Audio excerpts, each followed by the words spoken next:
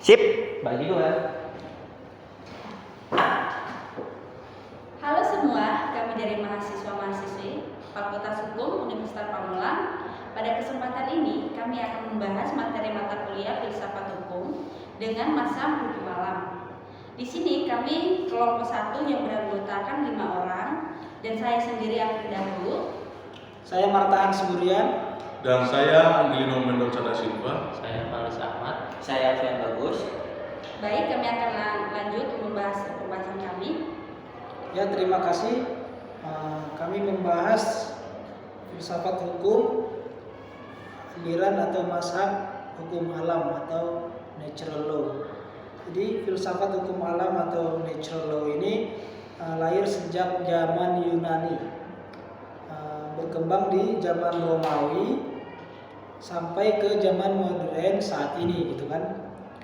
Pemuka dari hukum alam ini ialah Plato, Aristoteles di zaman Yunani, baru Marcus Tullius Cicero di zaman Romawi, dan Saint Augustine dan Saint Thomas Aquinas dari kalangan Kristen, Grotius juga, Thomas Hobbes, lalu John Locke, terakhir itu adalah John Locke. Teori hukum berkenaan dengan pertanyaan apa yang dimaksud dengan hukum alam atau natural law, gitu ya. Dihubungkan dengan teori hukum alam atau natural law, maka teori hukum lebih berhubungan dengan karakter dari hukum atau karakter dari suatu sistem hukum daripada isinya, yaitu peraturan perundang-undangan yang spesifik, gitu. Namun demikian, setiap penjelasan yang tepat mengenai hukum alam atau natural law akan mengakomodasi fungsi dan administrasi dari ketentuan-ketentuan hukum tertentu dari suatu sistem hukum. Hal ini dapat dilakukan dengan berbagai cara, ya. Ada yang menekankan kepada satu atau lebih aspek khusus di dalam mana hukum positif beroperasi, gitu, atau berlaku. Analisis hukum yang lainnya memberikan menekankan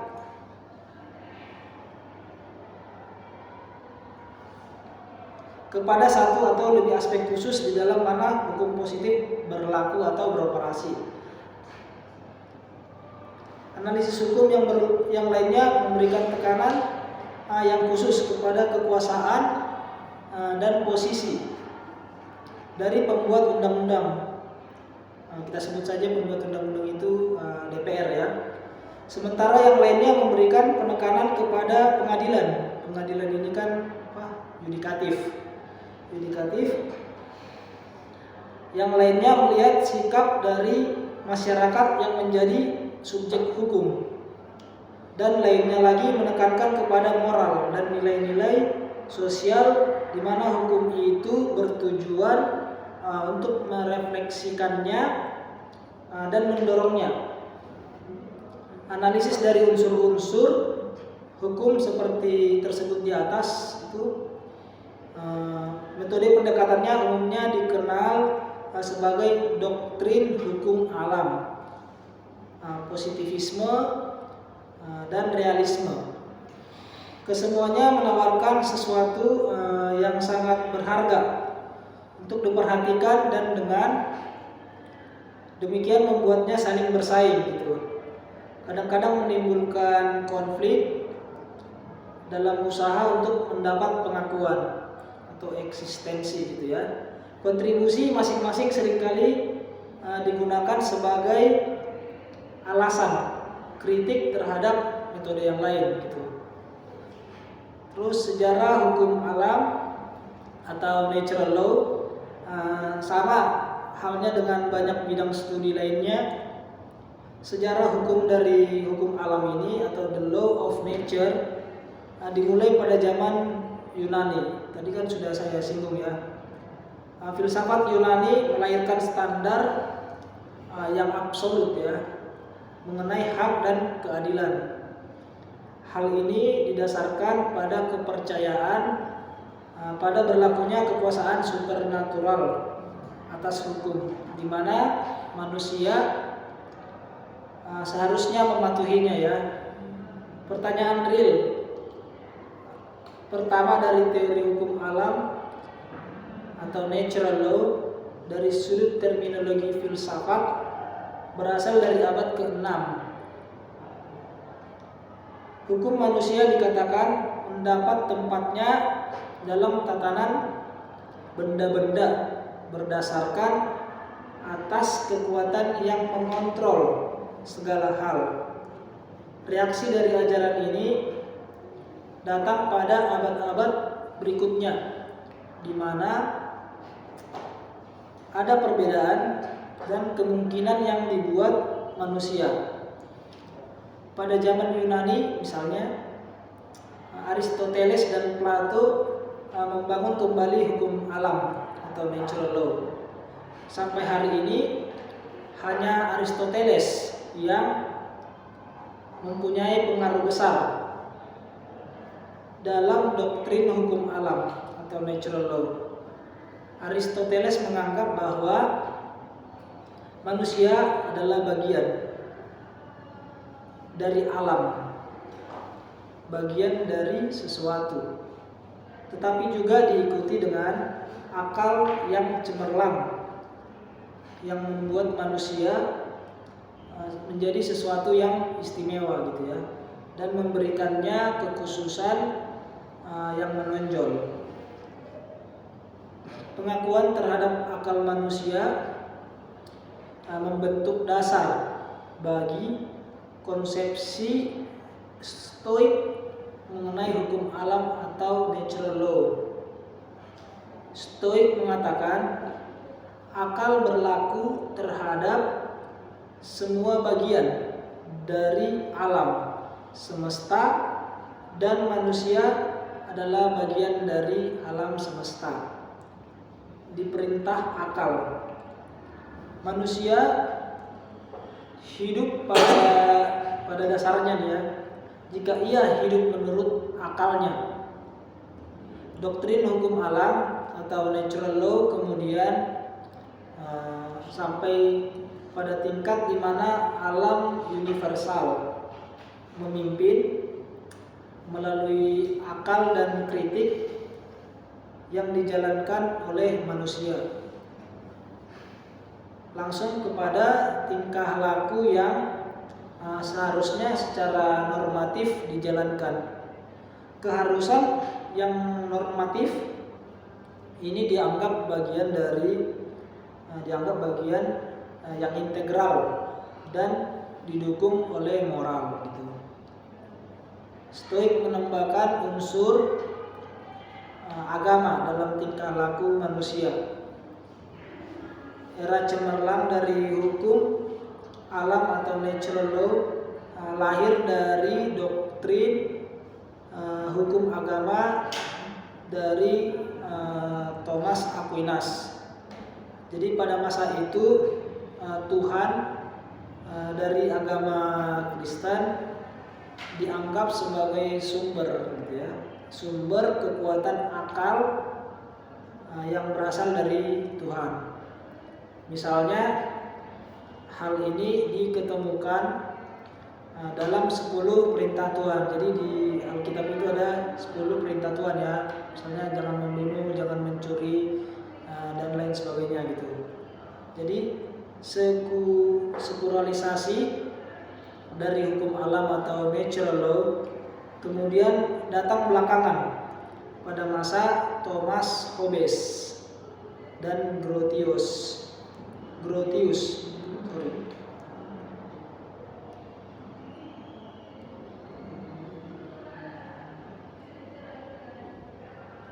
Ahli-ahli filsafat pada abad ke-17 ini pada dasarnya gitu, pada umumnya menolak konsepsi bahwa Tuhan adalah sumber akal gitu ya, sumber tertinggi dari hukum.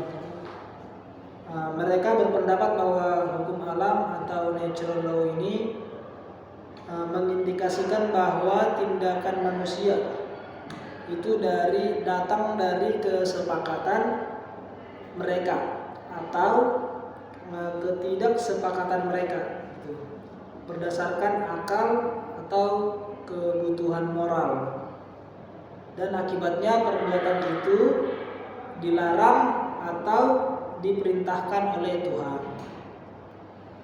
Dalam perkembangan selanjutnya, Thomas Hobbes mempunyai motif politik dengan menggunakan hukum alam atau natural law untuk membenarkan perlunya pemerintahan yang absolut, kekuasaan politik yang besar untuk melindungi rakyat biasa melawan mereka sendiri dan melawan kekurangan atau kelemahan mereka sendiri. Reaksi terhadap Thomas Hobbes datang dari Jeremy Bentham dengan ajaran utilitarianismenya. Kebahagiaan setinggi-tingginya atau sebesar-besarnya umat manusia. Ajaran Bentham adalah penolakan total dari doktrin hukum alam atau natural law.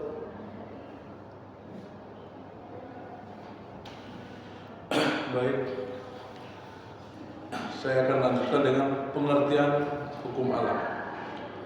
Jadi menurut pendapat saya itu, hukum alam itu adalah hukum yang sakral yang ditimbulkan dari masyarakat, suku, atau dari manusia itu kembali ke manusia. Dari pembahasan tentang sifat daripada hukum, sebagian mengenai hukum dari alam, yang arti dari bahasa Inggris itu the law of nature. Berdasarkan ideologi tertentu yang ada di belakangan, the law of the universe, hukum Tuhan atau the law of God. Hukum Tuhan itu hukum yang dibuat oleh manusia tapi berasal dari Tuhan. Jadi Tuhan punya segalanya. Jadi apapun yang Tuhan ciptakan di muka bumi ini, ya manusia harus menjalankannya, yang mana yang baik dan yang mana yang buruk. Dari hukum akal atau the internal of reason. Kelainan sentral daripada hukum dari alam, the law of nature ialah apa yang sifatnya alamiah. Jadi apa yang sifatnya alamiah itu, sesuatu yang timbul itu alamiah dari diri kita, itu alami.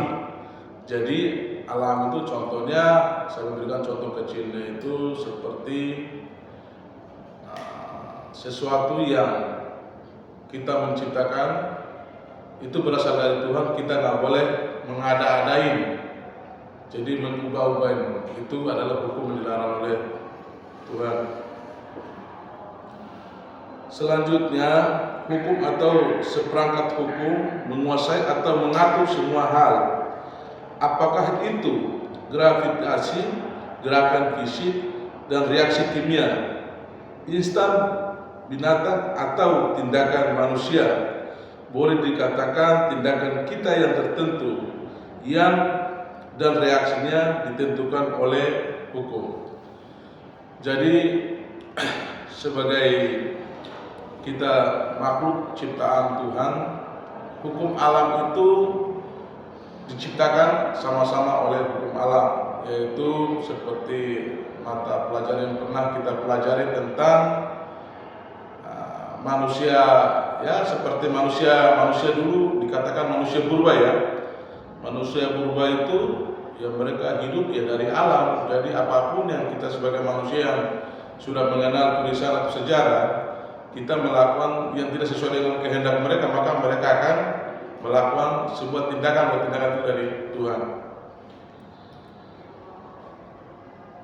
Dan reaksinya itu ditentukan oleh hukum dengan alam. Jika sebuah batu dijatuhkan dalam keadaan yang gravitasi normal, ia akan menantang hukum gravitasi jika terangkat ke udara. Menurut hukum gravitasi, batu itu akan jatuh ke bawah. Namun demikian batu itu tidak mempunyai akal dan tidak memiliki kapasitas untuk memilih apa yang ia inginkan. Jadi batu itu ya benda mati, tapi ya dia akan jatuh ke bawah ya. Poinnya seperti itu. Nggak mungkin batu itu kan jatuh ke atas ya. Sebaliknya manusia terikat dengan sendirinya secara psikologi atau spiritual untuk mengikuti hukum yang seharusnya ditaatinya. Dalam hubungan sesama mereka, kita seharusnya dapat dipakai dalam hubungan dengan atau dalam pernyataan seperti batu itu seharusnya jatuh to fall ke bawah bila kita melepaskannya. Hukum alam, arti lain dari bahasa niyama dhamma, adalah salah satu konsep dalam ajaran agama Buddha mengenai hukum-hukum yang bekerja di dalam. Hukum ini bekerja dengan sendirinya dan bersifat universal. Hukum alam dapat dibagi dalam 5 kelompok. Yang pertama, utu niwa. Hukum ini mencakup semua fenomena anorganik, termasuk hukum-hukum dalam fisika dan kimia. Contohnya, hukum mengenai terbentuk dan hancurnya bumi, planet, tata surya, galaksi, temperatur, iklim, gempa bumi, angin, erupsi, dan segala sesuatu yang bertalian dengan energi. Jadi hukum alam itu ya seperti yang tadi dijelaskan, bahwa seperti gempa bumi atau yang lain-lain itu kan hukum alam yang dibuat oleh Tuhan. Karena ya kita nggak tahu apakah kita ini, contohnya ya seperti dilarang untuk membakar hutan. Tujuan melarang untuk membakar hutan itu apa? Karena akan merusak alam ini. Jadi air akan kering, polusinya jelek. Itu hukum alam yang diatur oleh Tuhan. Yang kedua, biji nyama. Bija, maaf. Nanti ntar dipotong. Hukum ini mencakup semua gejala organik seperti dalam biologi. Contohnya adalah perkembangan hewan atau tumbuhan, mutasi gen manusia, pembunuhan, proses perkembangan pada perkembangbiakan pada tumbuhan. Hurufnya kecil sekali. Biji gitu. Biji pembunuhan. Langsung nomor 2. Nomor 2, ulang ya, nanti dipotong ya.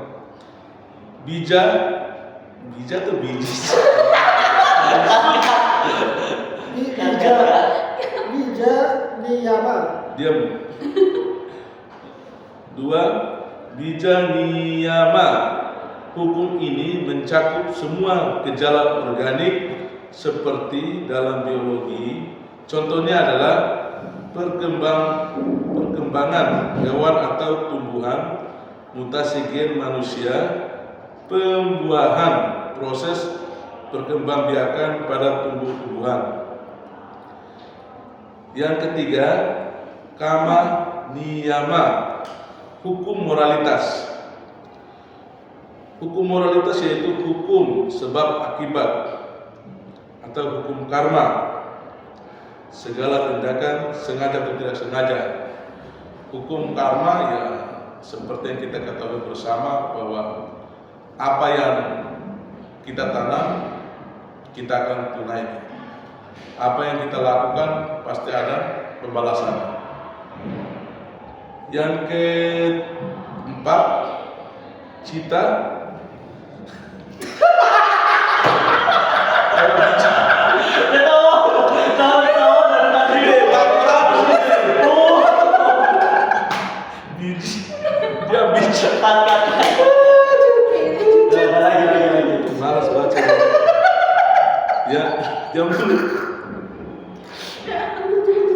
Itu berapa empat yang empat cita-citanya apa?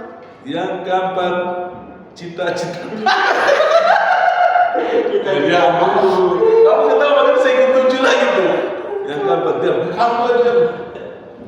Yang keempat, cita niyama, mengenai pikiran, misalnya bagaimana proses kesadaran bekerja, hukum ini bekerja pada memori manusia, dan bagaimana seseorang dapat mengatur pertalian kerja antara sesuatu yang hidup dan mati. Yang kelima, dhamma niyama, mengenai segala sesuatu yang tidak diatur oleh keempat hukum di atas. Ya, jadi poin kelima itu dia menyatakan segala sesuatu yang tidak diatur oleh keempat cita niyama yang di atas. Jadi dalam ilmu matematika di mana realitas alam dijelaskan dalam bentuk abstrak, tidak terwujud. Jadi poin dari hukum alam itu hukum yang benar-benar sakral dibuat oleh Tuhan, dan kita manusia pun tidak mencukupi untuk melakukan hal tersebut. Lanjut. Baik, lanjut dengan teori hukum alam.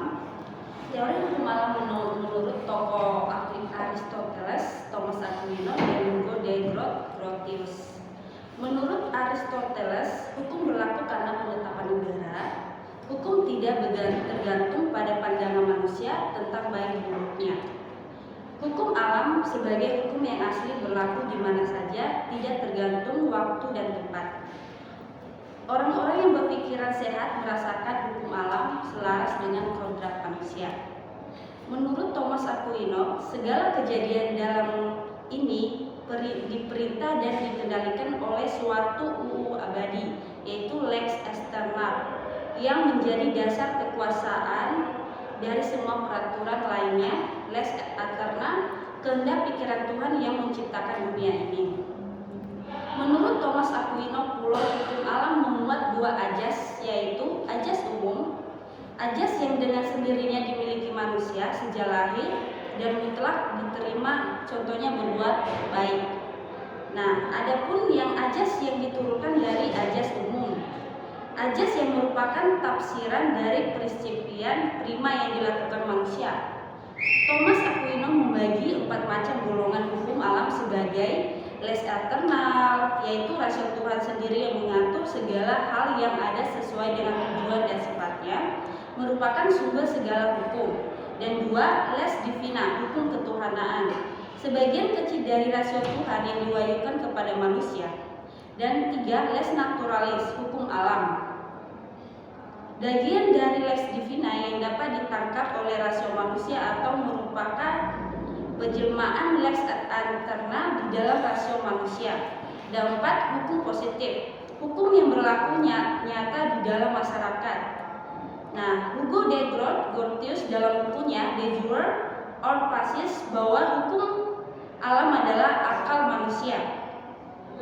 Teori sejarah hukum itu penjelmaan jiwa atau rohani manusia. Hukum bukan disusun, diciptakan manusia, tetapi tumbuh sendiri di tengah rakyat dan akan mati bila suatu bangsa kehilangan kepribadiannya. Teori teokrasi. Teori ini mendasarkan kekuatan hukum itu atas kepercayaan kepada Tuhan. Manusia diperintahkan Tuhan harus tunduk pada hukum. Tujuan dan legitimasi hukum dikaitkan dengan kepercayaan agama. Dan teori kedaulatan rakyat.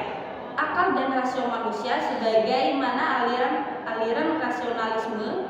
Raja atau penguasa negara memperoleh kekuasaan bukan dari Tuhan tetapi dari rakyatnya melalui suatu perjanjian masyarakat atau kontrak sosial yang diadakan antara anggota masyarakat untuk mendirikan negara.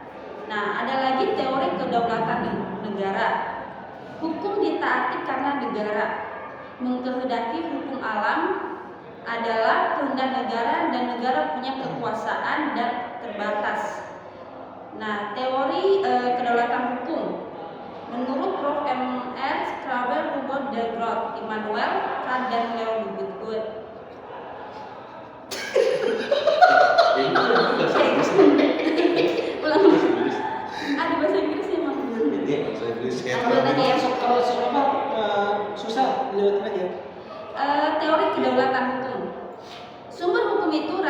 keadilan hukum hanyalah apa yang memenuhi rasa keadilan dari jumlah terbanyak orang.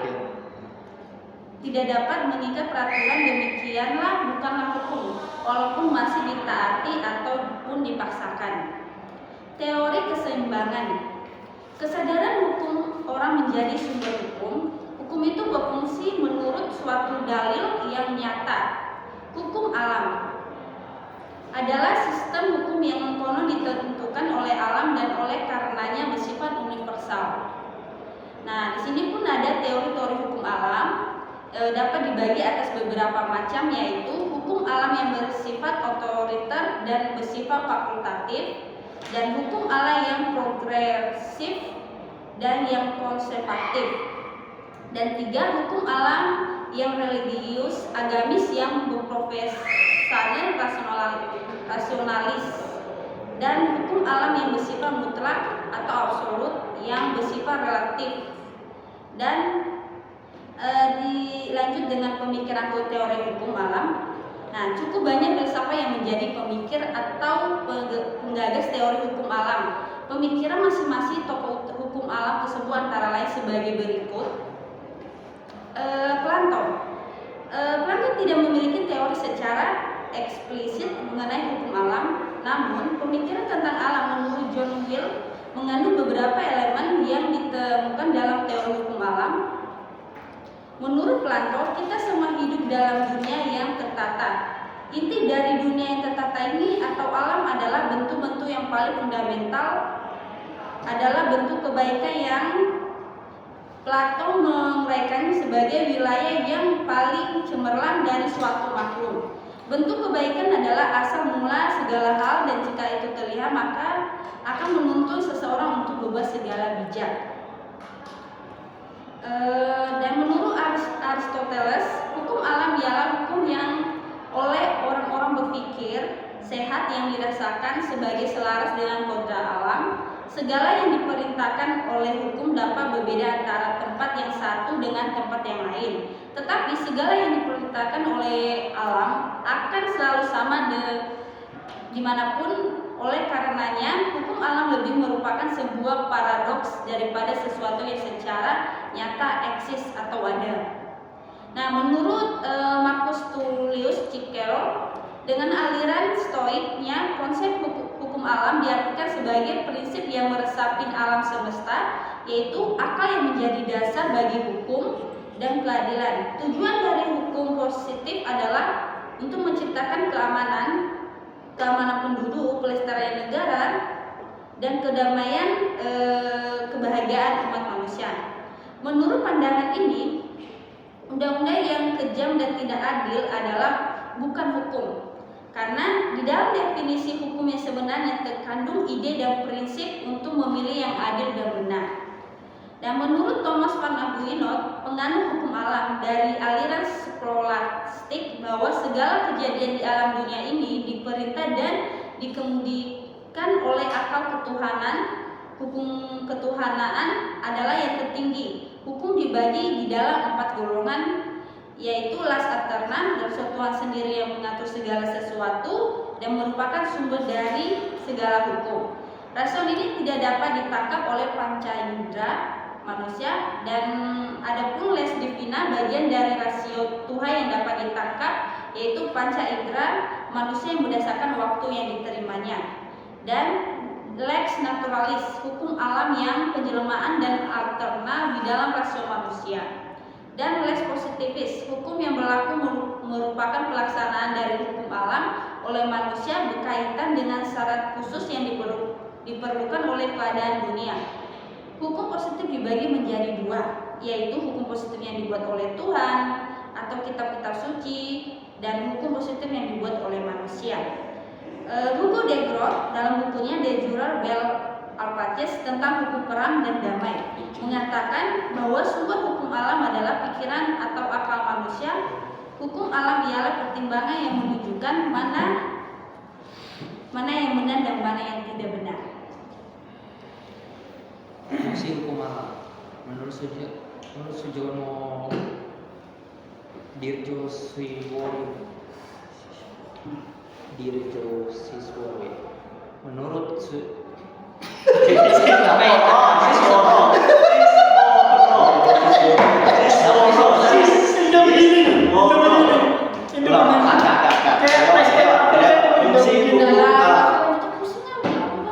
Menurut Jono Dirjo Sisworo dalam Isa, fungsi hukum alam terhadap hukum positif adalah sebagai berikut.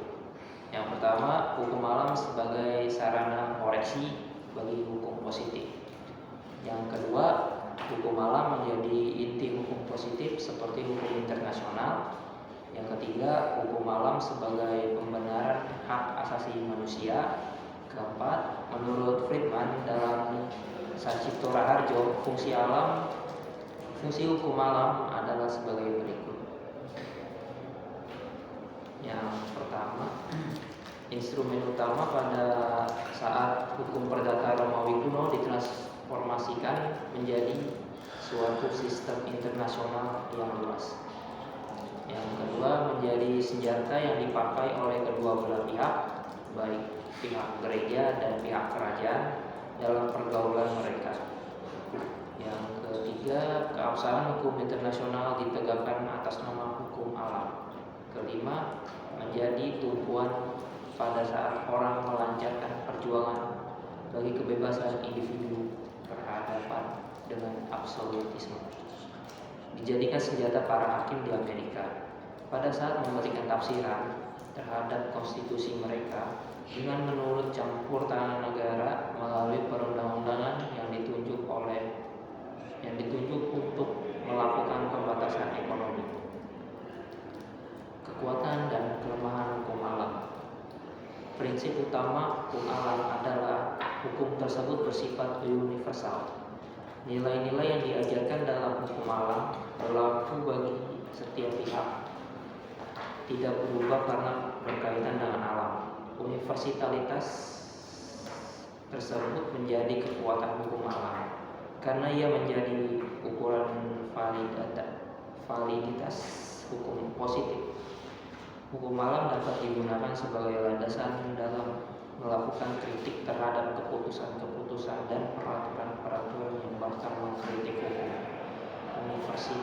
Universalitas ini terlihat pada pemberlakuan nilai-nilai atau value dan moral, yakni dengan nilai-nilai yang diturunkan dari Tuhan secara filosofis menjadi acuan bagi pembentukan hukum positif. Dengan kekuatan tersebut, hukum alam dapat memberikan jawaban atas persoalan-persoalan moral yang tidak dapat diselesaikan oleh hukum masa kini. Namun demikian, universalitas tersebut juga menjadi kelemahan dari hukum alam itu sendiri. Karena sifatnya yang universal, maka perlu untuk dilakukan positifisasi.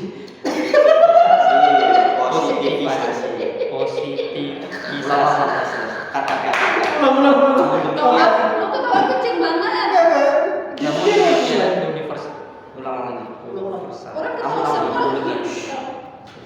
Namun demikian, universalitas tersebut menjadi kelemahan dari hukum alam itu sendiri.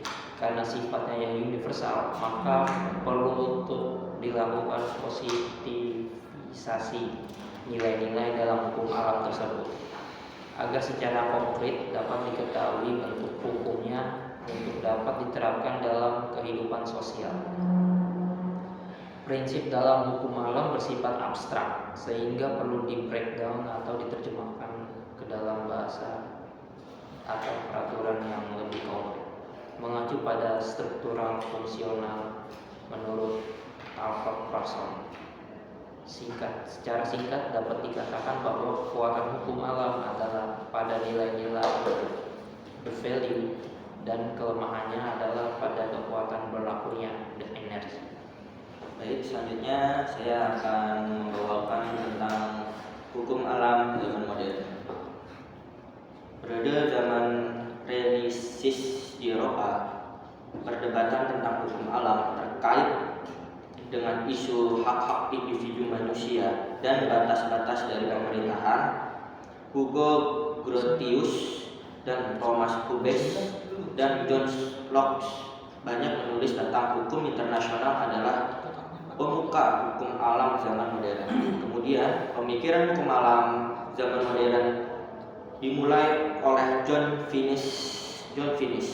Pemikirannya adalah aplikasi dari pandangan Thomas Aquinas yang berhubungan dengan masalah etika. Dari pemaparan materi yang telah kami sampaikan, kelompok kami menarik kesimpulan bahwa hukum alam itu tidak berubah-ubah dan tidak mempunyai perbedaan dalam masyarakat yang berbeda.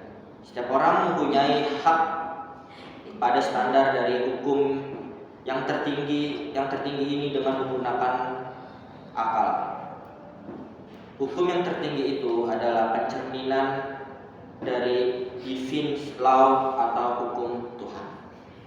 Selanjutnya, Thomas Aquinas mengatakan hukum ada 4 macam, yaitu ada the external law, the natural law, the definite law, dan human positive law.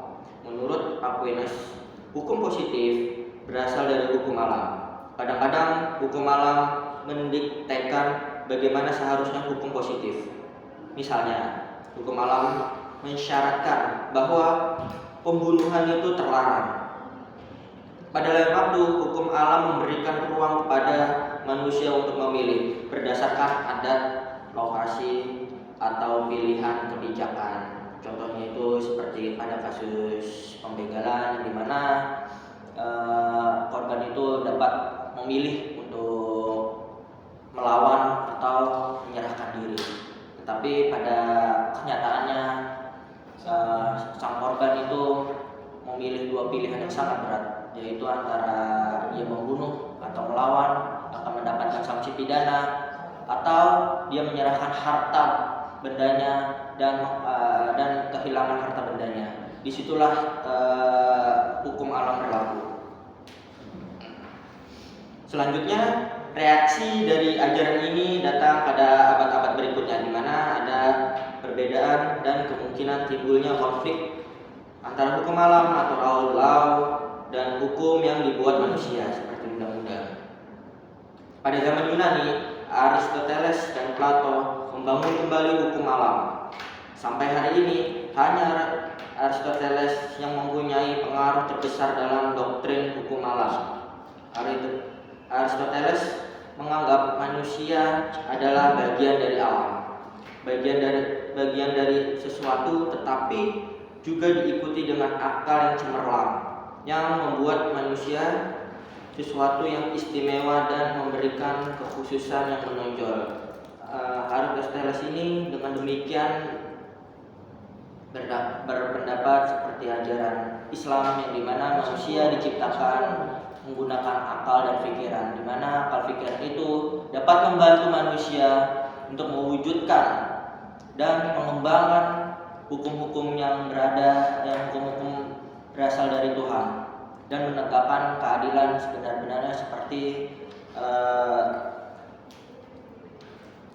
yang dikatakan oleh firman Tuhan, yang dimana kami akan menciptakan sebuah pemimpin yang itu ulil amri untuk memimpin dunia ini.